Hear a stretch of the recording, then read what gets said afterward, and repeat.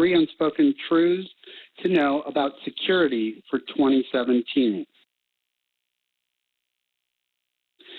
This webinar is brought to you by the Vivint Security and Privacy SIG leaders, Kevin May, and myself, Dominic Listerman. I will be hosting the webinar and talking about the Q&A later. But first, we'll talk about our speakers.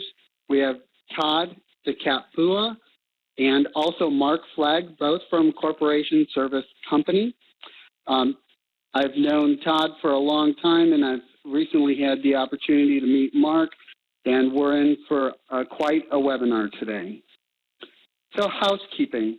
Some of the webinar housekeeping items. This live session will be recorded. Recordings are available to all Vivint members. So if you've registered, you can also watch this webinar later. To enlarge the presentation screen, you'll want to click on the rectangle in the upper right-hand corner of the presentation pane. Webinar control panel. So for the session Q&A, we'll have questions that you can type down in that Q&A pane. Just look for where it says Q&A, type into that line, and click on the Ask button.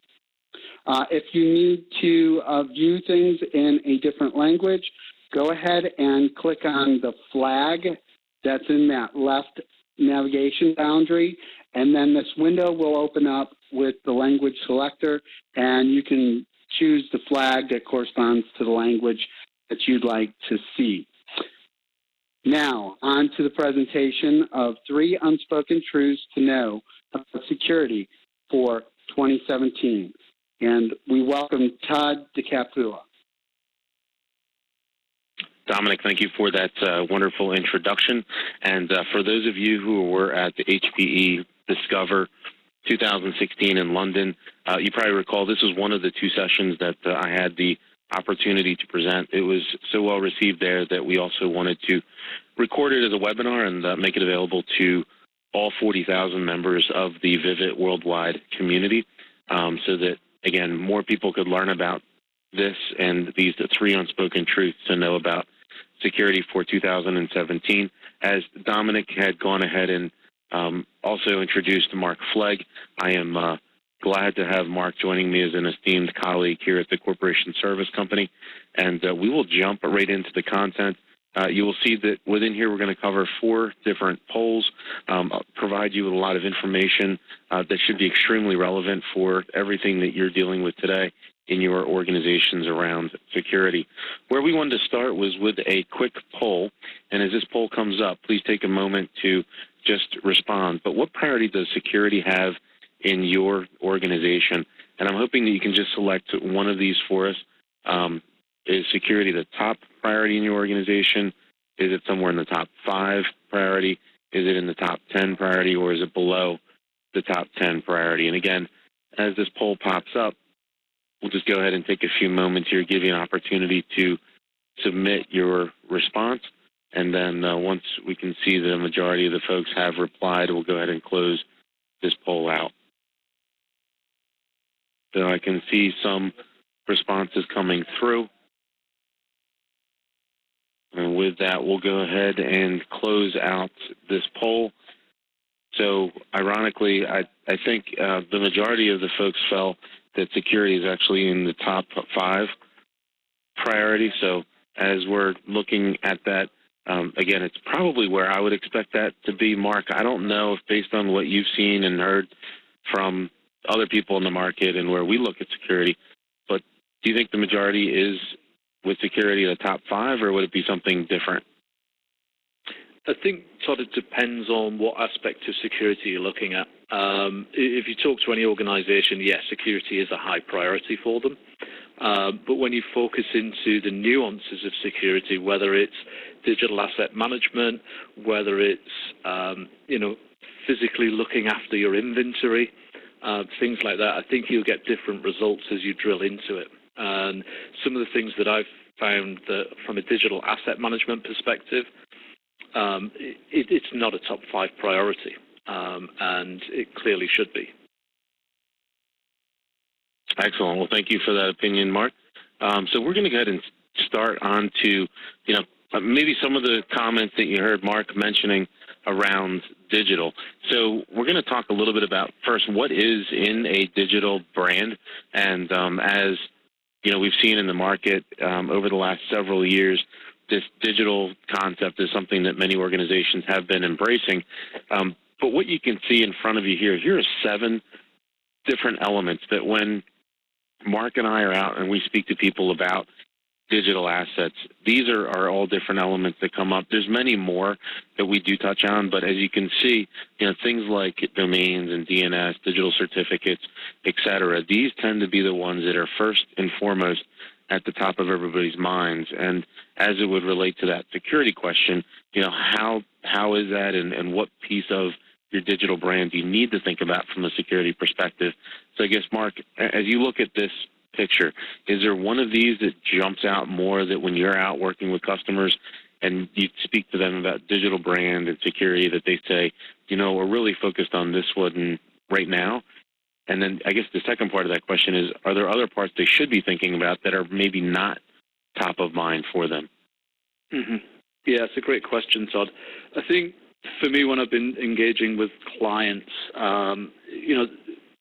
we talk about security, and we know what that means traditionally. And I think these days, clients, organizations have to focus on the digital security. And as you've got on the slide here, the digital brand. Domain names obviously are prevalent. They're a great vehicle for organizations to be found on the internet. But there's a lot of infringement on that. So I think domains has the biggest audience, if you like, in terms of understanding it in relation to security. But when we look at the digital brand footprint, it's expanding. 5 years ago, we weren't talking about social media. We weren't talking about mobile apps. And I think for an organization, if they really want to focus on security, they're all quick to jump on these vehicles to get their brand known and to raise consumer awareness. But they're not doing a fantastic job in policy, and they're not doing a fantastic job in education. They're all very relevant.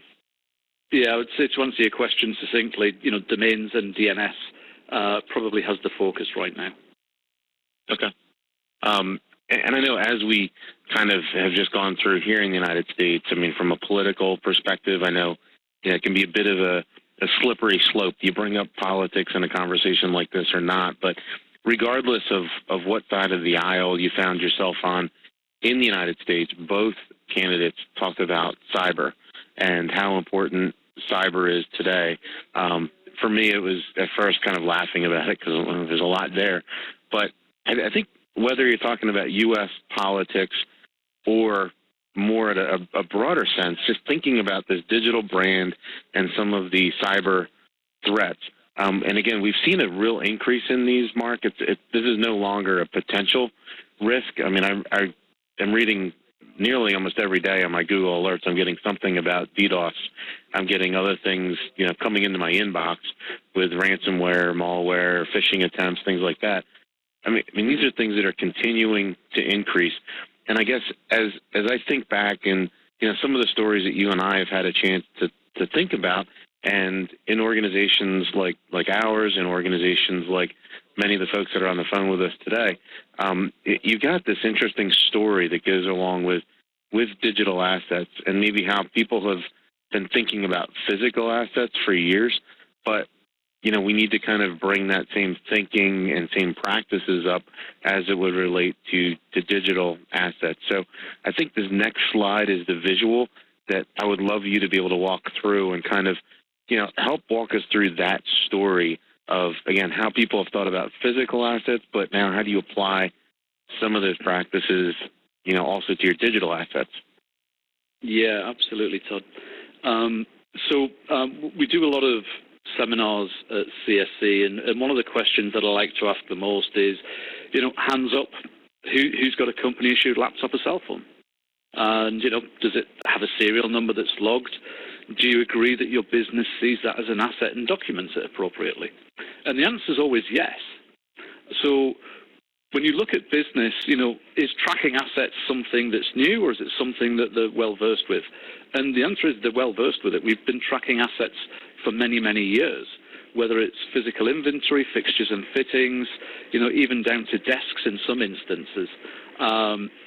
So when we talk about digital assets, I can't understand why a business doesn't see it the same way.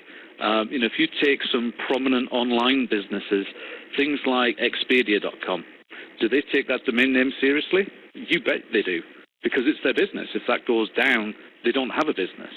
So for a lot of other organizations, whilst it might not be that critical, it still has criticality. And, brick and mortar stores, whether it's, physical offices, things like that, where people, do face-to-face business, it's great. But the future is online. Everybody is jumping on the internet, and digital assets have to be managed correctly. And it's interesting that they're not right now. It is quite interesting, and I guess it's a continuous thing that I always ask myself: why is that not more at the forefront of many people's minds? But not for this conversation right now. That maybe will be another one that we can have, Mark. I guess getting into, again, we're talking about these 3 unspoken truths to know about security for 2017. So if we jump into, what is the first one? And again, we've identified several already in this conversation. But, one of the ones that first came up as Mark and I were thinking about this topic was things around SSLs. So there's SSL certificates. There's a lot of other components behind this where we can see some pretty significant potential threats. I've got some great stories from other places. I unfortunately don't want to tell them. I know they can be, rather sensitive there. But, I think this was an interesting number, 51%.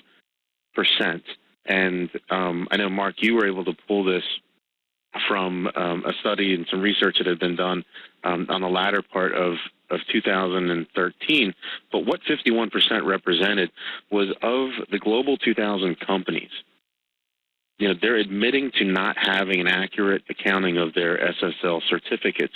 And, as Mark and I continue to talk about this and share some of our, experiences, not only personally, but also with other customers and clients that we come in contact with, it gets to be rather interesting what these different risks are. I know, Mark, you and I often will talk about, internal certificates versus external certificates. How are these being managed? What happens to your business when that certificate expires? What happens to your end user when that certificate expires? And I know on our next slide, we actually show a visual of what this may look like. So I don't know if you want to just share a little bit about what specifically this is, and then we'll kind of keep going through here. Yeah, absolutely. This is, for any business, the worst message you can get. That's up there with error 404 or 500. This is a horrible situation for a company to be in, because SSL certificates are built and installed to install trust and confidence in the user when they're navigating to a site. The minute something pops up like this, the consumer or the user automatically thinks, hang on, what's going on here? And, to your previous slide there, Todd, where 51% of the global 2,000 are not managing SSLs correctly, that's a frightening statistic. That's where people have actually admitted to it. There's going to be a lot that would have taken notes, gone back to their office and tried to sort it out. And this is the global 2,000. These are the big brands in the world, the big businesses, where it's expected that they're looking after my interests. Because an SSL certificate, for those that aren't familiar, this is where we encrypt data. So if you want to enter your personal information or your credit card information into a site, this is keeping it safe, because the internet inherently is not safe. It's wide open. So when something expires, it can mean loss of confidence. It can mean somebody's no longer willing to enter information. And no doubt everybody on the webinar here has heard some of the moves Google are making around SSL always on. And if you're a user of Google Chrome, they will take delight in highlighting anything that is not perfect now. They're actually going on the inverse of what we've seen in the past, where you could have a particular type of certificate that gives you a green bar to show that it's trusted. Now Google are doing away with that, and they're saying, right, if we detect anything wrong, we're going to flag it. And they'll put a great big line through it to tell you that this is not safe. So for a business to get this particular message, it's horrifying. And I guess it's interesting because as you and I kind of do a little bit more digging and, seeing really what is that impact to organizations today. And I know in the previous slide we referenced the 51% in the global 2000. The next one, for me at least, brings this, really as to why this is number one out of the three unspoken truths to know about security for 2017. And that, again, looking at this global 5,000 companies, they're spending roughly $15 million to recover from the loss of business due to just a certificate outage. And again, what is the potential compliance impact? That's another $25 million on top of that. So again, when those of us that are in organizations today and we have maybe some influence, maybe we're not responsible, but this is the type of impact that we're talking about these SSL expired certificates having. Absolutely. And, we've been talking, Todd, about the external viewpoint, so I can see those messages in a browser. SSL certificates play a lot bigger role than just protecting data that goes into a web form. If you think about application development, we love APIs, and we want to encrypt that data. We want secure sessions, and probably the majority of SSLs across our clients' portfolio are actually internal facing, and there is no error message. An cert expires, and software stops working. And then we've got to troubleshoot it, and we've got to try and figure it out. What changed? And if you're not tracking those assets properly, it's not easy to determine the root cause of why your software stops working or why your application stops working. So, there's an inside and an internal and an external threat to not managing SSLs properly. That's a great additional point to bring up, and I don't want to forget this idea that just popped into my head, but it's very much related to the next point or topic we're going to be talking about. So number 2 for our 3 unspoken truths to know about security for 2017 really is focusing on DDoS attacks and things like DNS. And the thing that I wanted to remember here is, as you reminded me about the internal certificates as well, I know in, I guess it was the latter part of October 2016, the East Coast of the United States was taken out for almost the entire day on a Friday. And in the following month, in November, I was at a conference, and I was on a panel speaking with one of my colleagues, Andy, from another company. And it was interesting because here we were talking about performance and security. It was the CMG Impact Conference in La Jolla, California. And half of the 1-hour session was talking about DNS and DDoS attacks. And the reason why was for his company, the customers were not able to log into their website, even though their DNS was still up and running, but it was a third-party service that they were dependent upon for when that customer would log in to be able to get through to that service, and that one was impacted by that DDoS attack. So, again, when you were talking about external certificates and internal certificates, that piece, and then this correlation to, hey, we've got DDoS attacks as a number 2 unspoken truth to know about. But there's also that piece is, what is the resiliency of your system? What are the dependencies that you have on other people related to things like DNS and risks to DDoS attacks, et cetera? I know one of the examples that you and I have referenced historically has to do with TalkTalk. So this was one of the articles, and in here is the real business impact that this had on that organization. I don't know if you want to cover off on that a little bit and talk a little bit about what that attack was like and the impact that had on TalkTalk. Yeah, absolutely, I can, Todd. Thank you. So TalkTalk's a UK mobile phone or cell phone provider. They'll sell every model, every brand, and they'll tie you into the contract. And they're storing personal information, which is becoming the commodity of the future. Everybody wants data. And they got attacked in November of 2015. And it was a large DDoS attack. And you would think, okay, they've got mitigation in place to deal with this. They didn't. So it took them down. But it's one of the changing faces of DDoS attacks. You know, in the past, they've been used to just cause disruption and havoc. And these days, they're used as a diversionary attack. You know, if you think about sitting in your house and there's a noise in the street, what do? You immediately run to the front window and you look out. Nobody's minding the back door. And that's what DDoS attacks are being positioned as now. And for TalkTalk, they had, I think it was 157,000 customer data stolen, which, again, is an absolute travesty and shouldn't be allowed to happen, but it did. And it was the DDoS attack that caused this. You know, they're all running to that front window.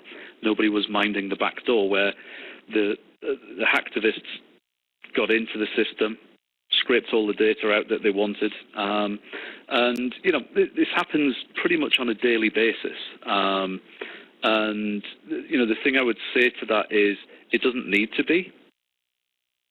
I think a lot of businesses need to start taking DDoS attacks more seriously. You know, you alluded to the big DNS attack back in October, Todd. That was of a size that's 1.2 terabits per second. I look at web hosting, I look at DNS providers. There aren't many that can withstand that kind of size attack. And it's only going to get worse with things like the Miri virus, which can be installed on the Internet of Things. Refrigerators, webcams, baby alarms, you name it. Anything that connects to the Internet is susceptible to this. So it's giving the hacktivists, or the hackers, if you like, a lot more machines that they can control, and they can focus their attention onto organizations.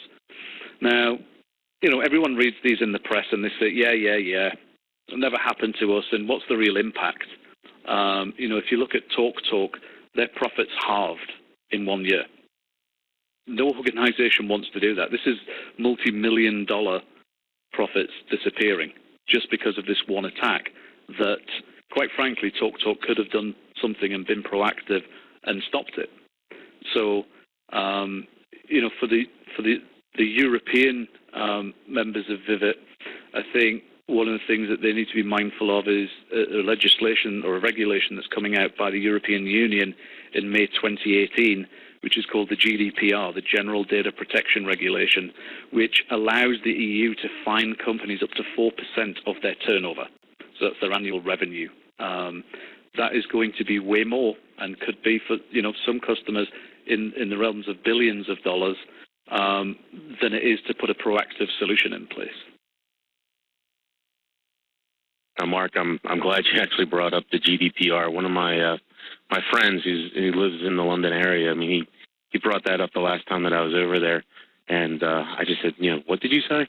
So, I mean, it was the impact is quite significant. I think the other piece that was interesting, because, you know, I almost hate to call out one specific organization, but when we look at the risk of all the organizations that are out there, this number 50% was one that you had shared with me. And more specifically, that number of 50% was, these are the businesses worldwide that have no countermeasures against DDoS attacks. So again, as you mentioned, with things like the Internet of Things, you know, we know that Copenhagen is one of the first smart cities in the world. But you don't even have to be a smart city. This is as simple as, you know, you or I going out and buying a refrigerator, a microwave, you know, hubs and routers. I mean, it's beyond all of that now. You know, it's probably reasonable that cars could be attacking enterprise organizations or leveraged by those hacktivists to be able to use that just as another endpoint to drive this traffic and load.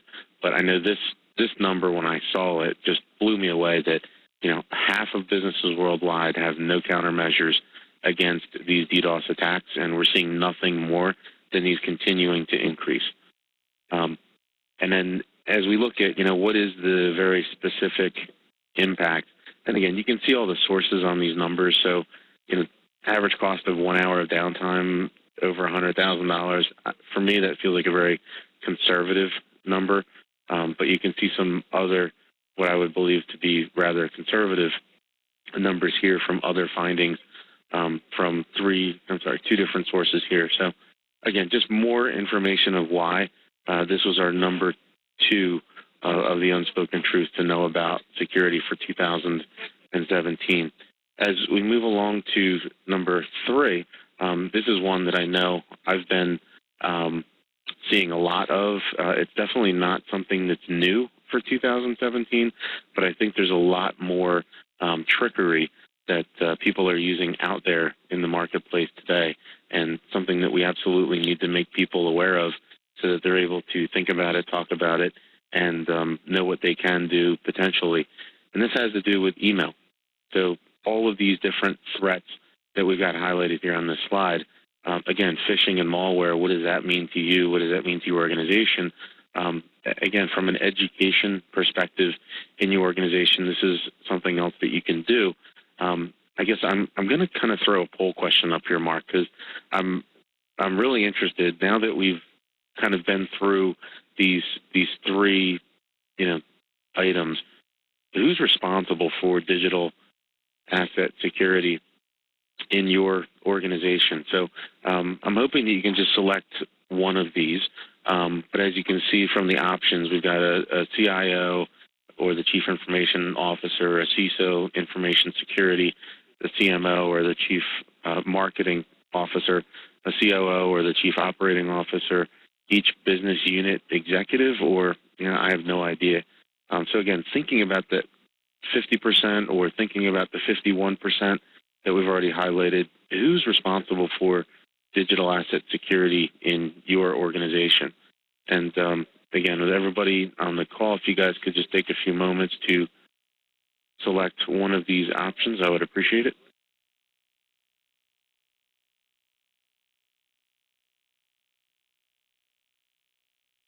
All right, we've got just about everybody in. If you have not yet voted, please do so now. All right, we're going to go ahead and close this out. And as it would look, here, let's take some notes, because it's looking like, believe it or not, Mark, it's kind of between the CISO and business unit executives. Yeah, that's not uncommon. I think the ownership for digital asset security is spread out on an organization. And we've got some slides later to illustrate why that'll be. But that result doesn't surprise me, Todd. Okay. So again, we just introduced this email threat. So I'm going to dig in a little bit more on that one. Thinking about the impact, this is quite significant. So the cost to brands worldwide. So again, I don't think we need to define what a brand is, but I'm sure if you look at the shoes that you may have on today, or a coat that you may be wearing today, or a bag that you may be carrying today, these are all different brands. So this is what the costs associated with what does that cost brands worldwide each year. And again, this is from the economics of spam. As we kind of look at the next one here, customers are 42% less likely to do business with you after a phishing attack, regardless of whether they were actually fooled. And then, of course, here's the last one at 82 seconds is the median time from that email received to the first click. So these are very salient points of, again, the impact and the reasons why things like email is our number 3 and the 3 unspoken truths to know about security for 2017. I know the next slide, Mark, has an example from, again, a malware situation that happened, and it actually resulted in a heist. So I didn't know if you wanted to cover this one for us briefly, but as you can see, it hit ZDNet and was quite the impact. Yeah, and again, without going into the details on the specific incident, just think about what you're reading in the news these days. Is it that a bank was robbed physically by somebody in the street? Was it that a warehouse full of inventory was broken into and goods were stolen? Or is it from a cyber security and a digital asset perspective that you're seeing in the news these days? The game has changed significantly. This is just one of many, many examples where people are using phishing attacks to gain trust. I've even seen examples where they use what they call spear phishing techniques. So somebody will research the organization. They'll look at LinkedIn. They'll piece together the org chart, and then they'll look at who the CFO is, and they will spoof an email to somebody in the accounts payable team, and they'll say, "Oh, can you transfer these funds, please?" in an email. And unwittingly, the employees, "Oh, wow, my CFO has told me to do this. I better get on and do it." And again, there's millions of dollars transferred illegally through fraud, through phishing, that contributes to that horrific number that is costing businesses every year. So, $1 billion, yeah, we're scratching the surface here, and it's only going to get worse if people don't take this seriously. I know I'm repeating myself on that message, but, education is paramount here.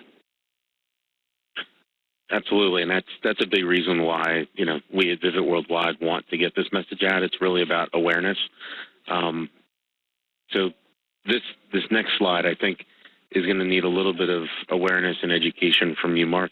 But there was a survey that was done by ReturnPath, and in this survey, they went out to more than 1,000 global brands across 33 different countries. The thing that was staggering in these results is only 22% of them were companies that were publishing a DMARC record. So I don't know if you just want to spend maybe 30 seconds helping to educate people on what a DMARC record is and how that relates to what we just talked through around email and phishing and things like that. Yeah, so everybody thinks phishing is a problem that can't be solved. People can spoof my email address. If you look at the internet standards as it is, the RFC's request for comments that everybody's supposed to adhere to, there's an RFC, and the number escapes me. I can publish that later. And it actually states that the internet and email is inherently unsafe. So it seems like everybody's like, right, we've got a phishing problem. There's nothing we can do about it. But there is. And DMARC is one of them. In its former iteration, it used to be DKIM. Before that, SPF, Sender Policy Framework. And this is a way where we can authenticate email. This is where we work with the likes of Microsoft for Outlook and Hotmail. We'll work with Google Mail and all the big mail providers. And there's a mechanism, if you publish a DMARC record on your zone file, without getting into the technical nuances, it can perform a lookup, and it can check, and it can say, right, is this person authorized to send an email? Does it match? Can we get that handshake in place in order to trust this email? And if it's not trusted, it's discarded. If it is trusted, it will get through. So phishing is a problem that can be solved, but it's the same thing, right? I'll repeat myself again. It's education. I'm not sure if enough organizations are focused on this, if they know what the solutions can be. For me, as part of my job at CSE, it is one of education, and I'd rather have an organization make a proactive decline on a service than not know it exists and just having to live with the pain. So, the fact that DMARC is not widely adopted, I think, speaks to the fact that it's either unknown or it's just not being focused on properly by organizations. Excellent, Mark. I think it's probably both of those and a whole lot more, but I couldn't agree more with you. Enabling people to have that education and enable them to at least make an informed decision. But what we can see here is, again, from the survey of more than 1,000 global brands, with only 22% of them publishing with a DMARC record, there's definitely a lot of opportunity for, education and hopefully informed decisions. I can tell you from my inbox, it seems like there's plenty of opportunity and there's a lot of risk. And like you suggested, the game has changed with regards to cyber threats and why this is an increased concern for us, not only in 2017, but also moving forward. So we're going to walk through kind of a little bit of a summary. Does security matter to you? Again, it's interesting. So from that poll that we did, if you're a CISO or if you're a business unit leader, the answer might be a little bit different, but, often you're making decisions that are going to impact your brand. We will kind of do a quick poll here coming up as to what does that mean for you. We're also now managing these digital assets, which are valuable and bad actors want to exploit them. And as Mark shared, I mean, this could be, $1 million or $1 billion heist, which is not a one-time. It could be, penetrating your email in a way that is fraudulent, to be able to have someone do what they believe is the right thing and transfer funds out. And it could be a lot more. But your business and your customers need your help. These are all kind of things that, Mark, I would suggest, me as a customer of major brands in the world, I'm expecting that when I provide them with my name and my address and my email address and my credit card information, that these are the table stakes. They've already gone through and secured the systems. They've already secured my personal information. But again, from what we've seen in some of these results, it's not the case all the time, and there's probably a lot more opportunity. So again, why does security matter to you? I think there's a lot of different perspectives we could look at and share here as well. It's funny when you say that, you've got automatically you're trusting of a site that have done the right things. If you think about how the internet was formed, back to Alan Turing and the guys, it was a bunch of tech guys in a university connecting computers to another university with trusted tech guys on the other end, right? They didn't see a need for security back then. And as the World Wide Web has opened up, there are a lot of bad actors out there, and they're taking advantage and exploiting the fact that the internet is not safe. It's wide open. And, the trust that you've got, that it's automatic, I think, the rest of the world's like that as well. They don't understand the roots of the internet and how things have changed over time. So it's up to business to make sure that confidence remains. Because you get bitten once and that's it.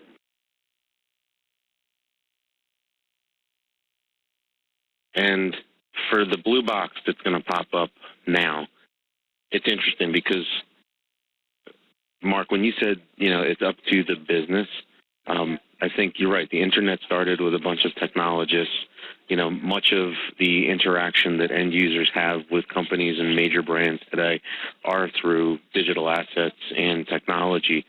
But this was a question that I asked in this group when I delivered this the first time in London in front of the HPE Discover audience. And, who thinks security is just the job of IT? And everyone, again, and I'll give you probably more of them were technology folks in the room, but, it very quickly became the realization that, the business leaders need to understand and be educated in these pieces and more so that they can help to prioritize what the right feature functions are to be delivered for the benefit of their customers and for their business, both short and longer term. Yeah. The analogy I use on this one, Todd, and you've heard me say it before, the world we live in today is changing dramatically with terrorism and things like that. If we all sit back and we expect law enforcement or whatever, authorities, Army, Navy, etc., to look after all of that for us, then, people are going to suffer. It's, if you see a suspicious package, you flag it, you tell law enforcement. It's the same in a business. If you see something that's not right from a security standpoint, you might notify IT about it, but don't expect them to just find it. You've got to speak up. And I don't think business is quite there yet. I agree. I know it's a challenge we tend to fight a lot, and we try to help and educate as much as we can. I've got another poll, and we've only got two more. This is the second to last. But as you think about, again, where Mark and I were just chatting a bit about, why does security matter to you? And thinking about this from it's not just technology or IT, it's everyone, but really what happens when digital asset security risks impact your organization? And I'm asking, select as many as you need to here. As I meet with business leaders, they're really focused on revenue. As you meet with a chief marketing officer, they're thinking brand. As you talk to a salesperson, maybe they're thinking about competitive advantages. Everyone in an organization today typically is thinking about customers and acquisition of new customers and retention of existing customers. But, as you think about this, what happens when these risks end up impacting your organization? Again, just as we've done before, please take a couple seconds here to click on your choice.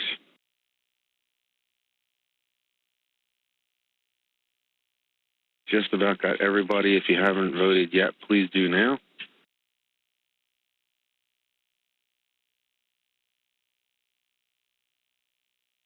All right, with that, let's go ahead and close this one out.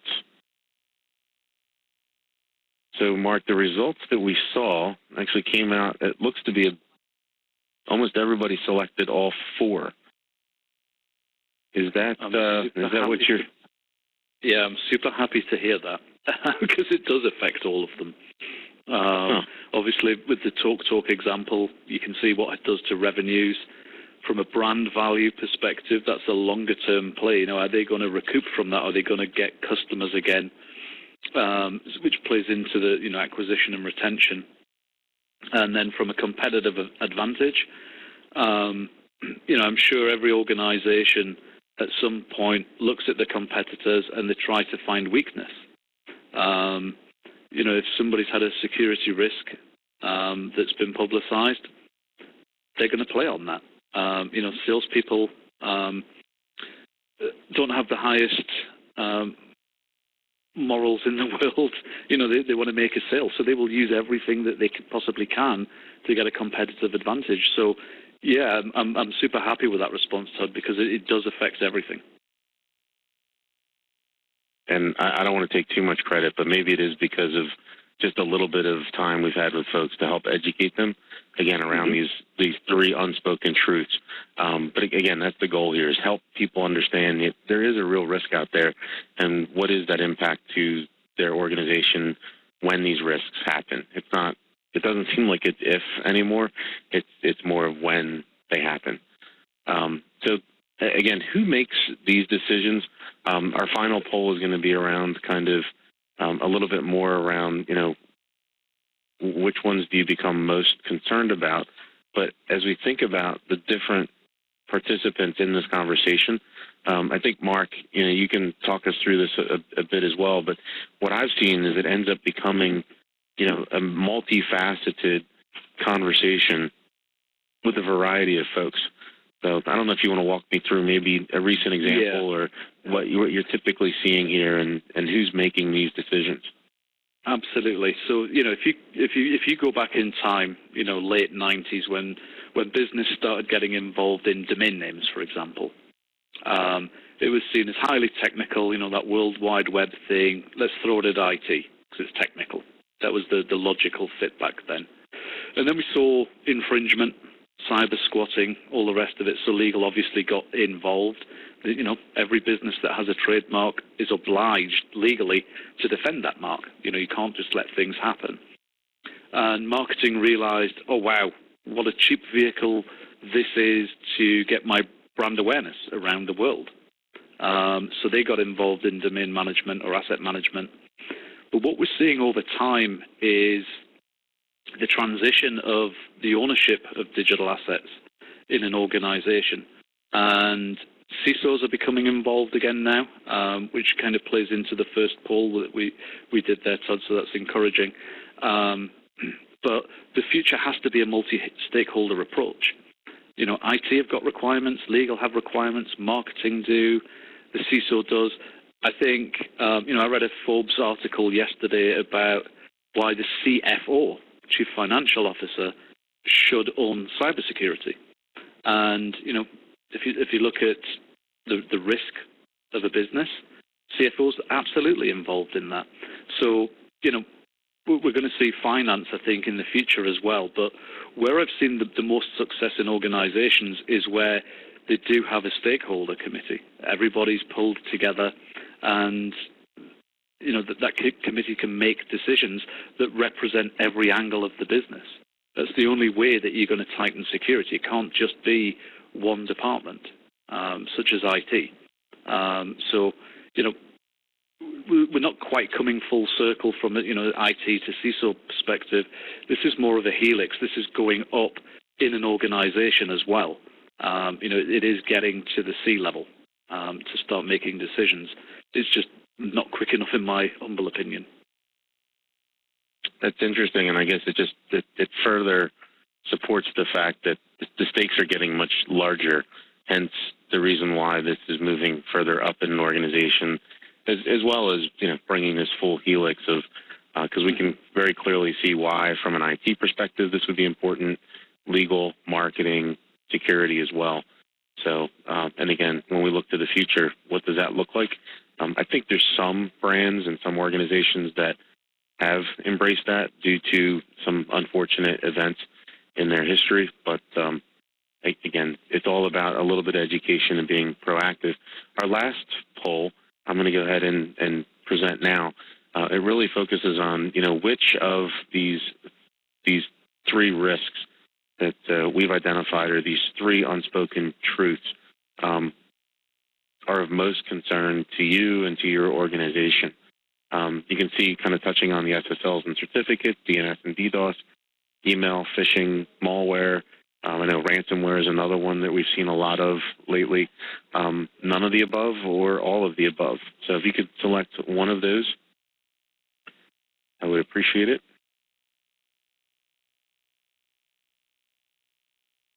We're just waiting for the last couple of people. About half the folks participated so far.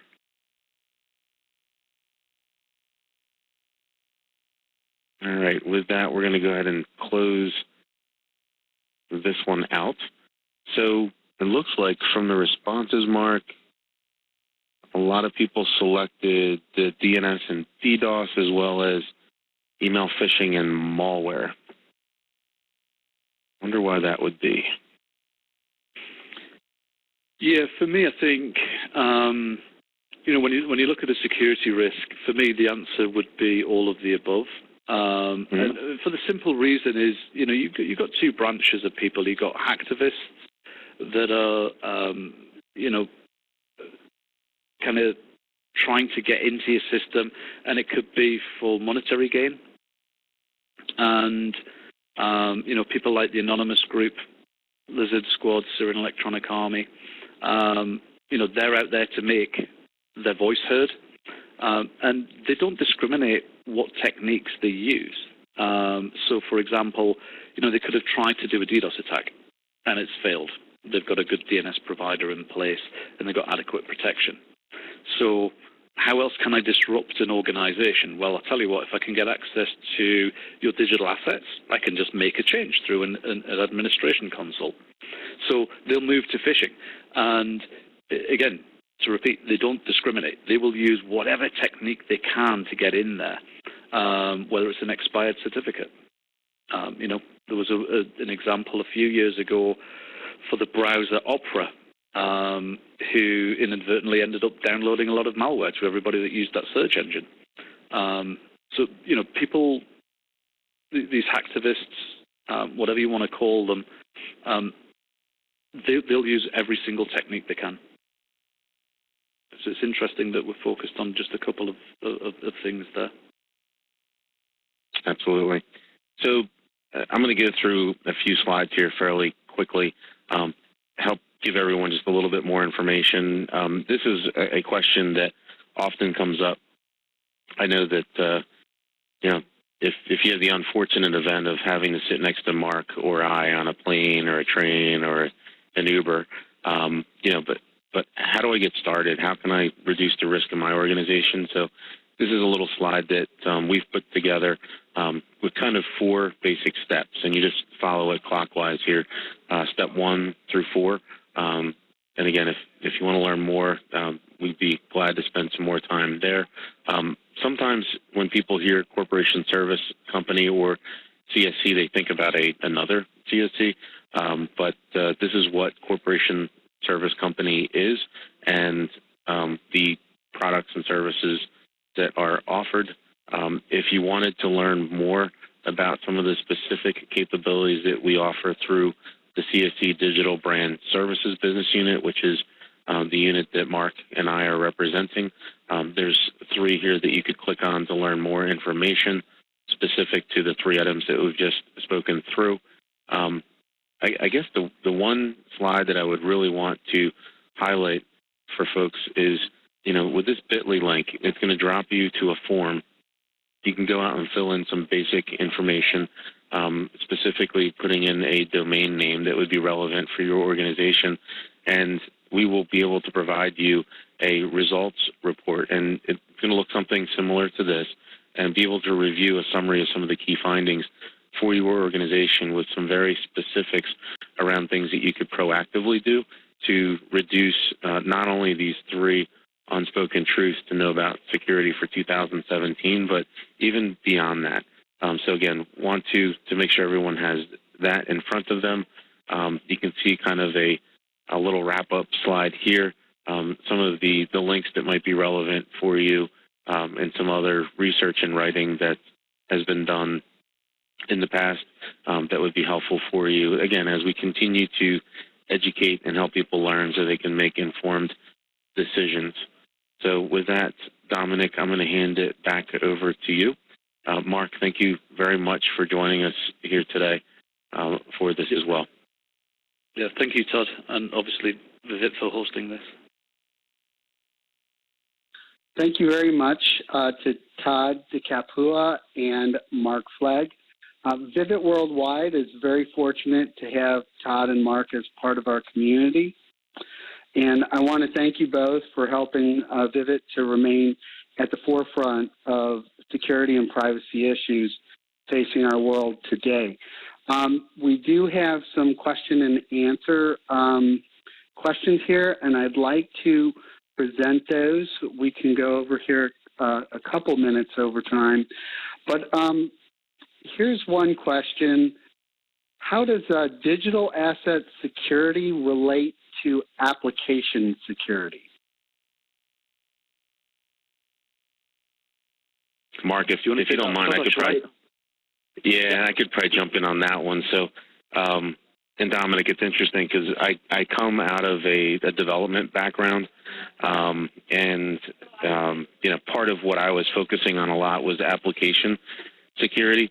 I think that the very quick and dirty answer here is, no matter how much time you spend doing things like dynamic or static code scanning for security risks, being able to prevent things like cross-site scripting, SQL injection, all these normal security practices that we're all very familiar with, there's these types of threats that still exist out there that, again, many a times in application security, people are not thinking about. It's often other organizational roles that are focused on these pieces. So again, it's a very important piece that I think as an application security specialist, you would be aware and informed on these types of risks and be able to think about them and enable people to make informed decisions around this security and the threats that are real and out there today for your organization.